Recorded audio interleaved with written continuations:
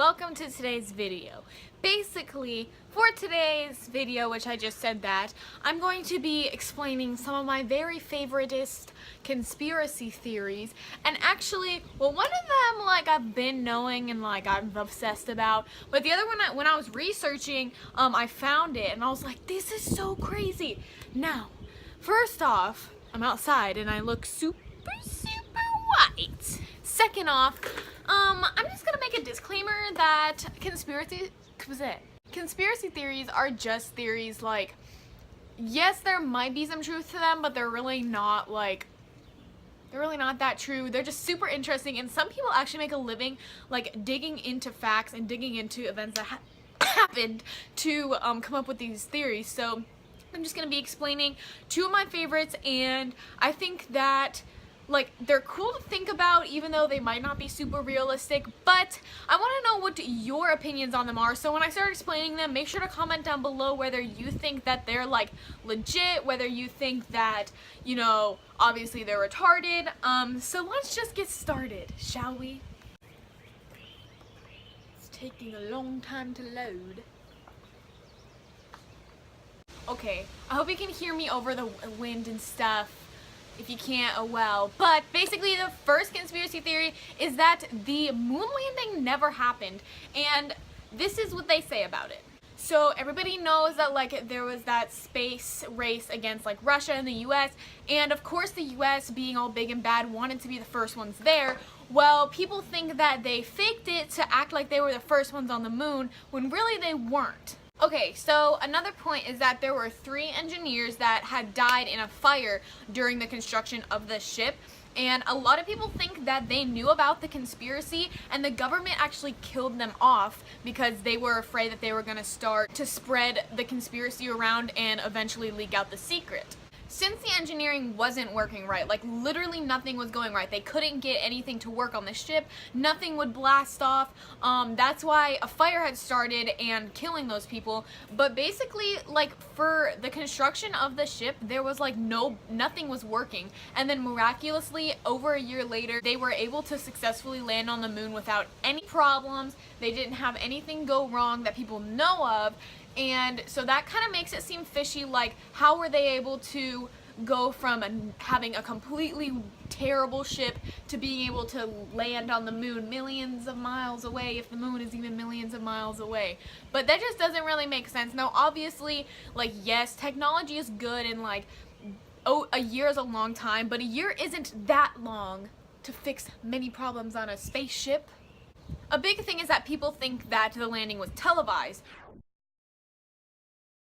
And obviously TV, you can see anything on TV. They make aliens and dinosaurs that obviously don't exist anymore appear on TV. So what's to say they couldn't have made a set, filmed it all, and then put it on TV?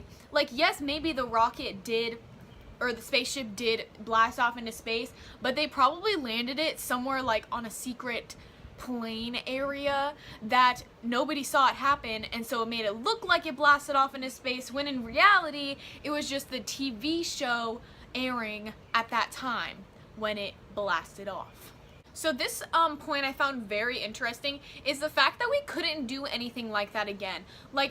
America made this feat of going to the moon, of getting out of the Earth's atmosphere and landing people on the moon, but ever since then we haven't been able to do it again. We haven't been able to successfully, 45 years, mimic something that great or greater. The most we've ever gotten is only 400 miles above the Earth's surface, and that's not to the moon. So we haven't successfully done something like that again, which is kind of weird, because you'd think if they do it once, they would be able to construct something better and learn from their mistake, make another ship to go off into space and go off and do good things like that again. Great things. Just doesn't make any sense. Now I'm going to insert a photo right here. This is a photo that was taken obviously when they were in space, and it's showing 2 different light sources. Now, in space, there's only one light source, which is the sun. So if the sun is here, all the shadows are going to be pointing this way. In the photo, one's pointing this way, but one's pointing this way, which doesn't really make a lot of sense. And what people believe is that since this was the set that they filmed everything on, then there were the stage lights that were coming in from different directions, casting different shadows onto the props that they had made the movie with, or the show with. This next one is pretty crazy, and these are two photos that were taken 15 miles apart. They seem to have the same exact background, but a totally different foreground. Like somebody took the photo, took one photo of a set or edited a photo, and then just edited a completely different foreground in both the photos to make it look like a different photo, but it really wasn't. Which is to say that on the moon, the background 15 miles apart shouldn't be the same, because it's the moon, and the moon has a bunch of different things on it. Like, you couldn't take a photo in my backyard and 15 miles away it would be the same exact photo. Like, that just is not a thing. Now, obviously with an argument, since I learned in English class, you can't have an argument without a counterclaim, so I'm gonna kind of reverse it and explain why these things couldn't be true. So with the picture of like the lights and stuff, and there being two different light sources, they say that there could have been reflectors that were put on the moon, which doesn't make sense. Like, why would they bring reflectors up? But they say that there were reflectors put on the moon that could have like taken the light in and reflected the light off, which is why there are a bunch of different light sources on the picture, which I guess makes sense, like if they did have those up there. But then again, why would they have those up there in the first place? Like, you don't need reflectors in space. The biggest point that people make is that there were thousands of people working on the ship, and so how did all of those people keep the secret that we are faking the moon landing? But they also say that only a few people at the top of the construction actually knew about the conspiracy, and they were able to keep it a secret, but so many people worked on the ship, so how did all those people keep the secret? So that's all for the first one. Let me know in the comments what you think of it and what your opinion is on it. Now for the second one. This one I never have heard of until I started researching, and I thought it was so cool and like interesting to read about that people like actually think this. And by the way, I'll put like all my sources and stuff in the description if you want to go check and read through what I was reading through. And I have on my computer just like a bunch of notes and stuff and research that I did, so I could make sure I have accurate information and like sources and stuff. But anyways, on to the second one. The Titanic sinking was fake. Basically, the story goes that there were two ships made. There was the Olympic and the Titanic, and they were awfully similar. Like, besides little tiny details that probably not many people would take the time to look at, they looked the same. And people say that the Olympic was actually the one that sailed off instead of the Titanic. And they think this because the Olympic was actually in a crash, and they found out that it was the engineering of the Olympic's fault. So the people that made the ship were at fault, and it was a bunch of stuff with like insurance, and like nobody wanted to pay for it, or they were getting mad. And so basically, the Olympic was the cause of the crash, and the insurance was mad and wouldn't pay for any of the repairs. They wanted the company to pay for all the damages, and that would cause the company to go in a really bad financial loss. So basically what they did is they took the Olympic ship and shipped it, everybody on it, as if it were the Titanic. They like removed all the labels that said the Olympic and stuff and shipped it off. And they crashed it on purpose so that they wouldn't have to pay for all the scams and stuff that were going through. Now, they say a big difference is that when the ship sank, water seeped into 5 watertight compartments that were on the ship, but that was one more that the Titanic was designed to survive. So that's like, why would there be 5 watertight containers or compartments instead of 4, which the original Titanic had? Okay, so I can't like memorize this and look at the camera, so I'm gonna read what I wrote down.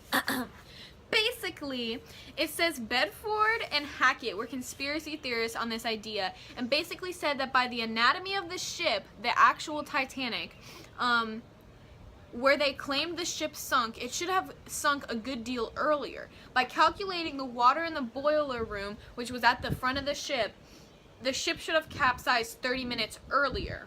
These people did a like research thing on it, and they said In the documentary titled Titanic Secrets Revealed, they ran simulations which rebutted this theory, and the simulations indicated that opening the Titanic's watertight doors would have caused the ship to capsize earlier than she actually sank by more than a half an hour.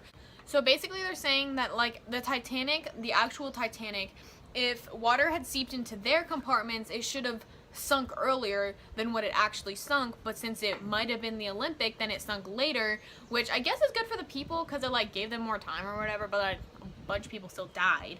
Another thing is that there was an author that wrote a book called How the Atlantic Mail Steamer Went Down, and this was way before like the Titanic and stuff, and like it all sunk, and I'm pretty sure before it was even built, or maybe it was in the process of being built, but basically the details in his story were super like exact to how the Titanic actually sunk, and so people think that he was part of the conspiracy, and like maybe he was on the ship and died with the ship, but this was a decade later after he wrote the book, and the fact that he wrote the book and the events that actually happened were super similar, like you never know, maybe he was part of it, and maybe he did this so that it gave his book publicity, and like, whoa, he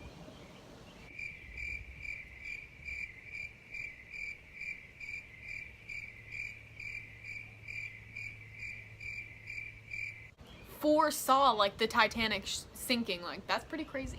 And of course I have counterclaims for this to kind of support maybe why this isn't for real.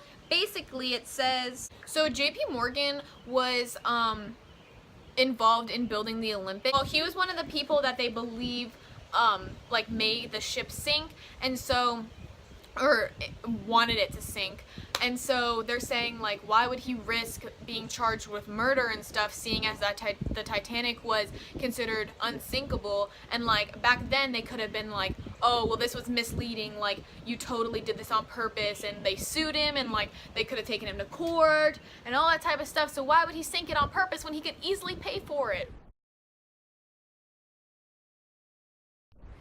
The Olympic, or the Titanic if it wasn't the Olympic, was used years after the crash, and they could never find any evidence of it being the Titanic, so the Olympic like seemed to be the Olympic ship. So either it really was the Olympic, or people just did some really specific cleaning on the ship to make sure nothing of that Titanic was found on it.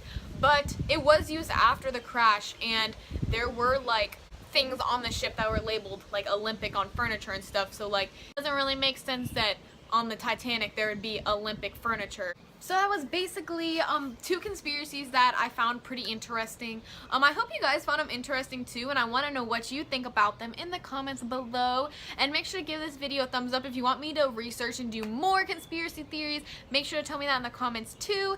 And thank you for coming, and if you're a new subscriber, or if you're a new visitor, make sure to hit the subscribe button. The lighting just got really, oh my gosh!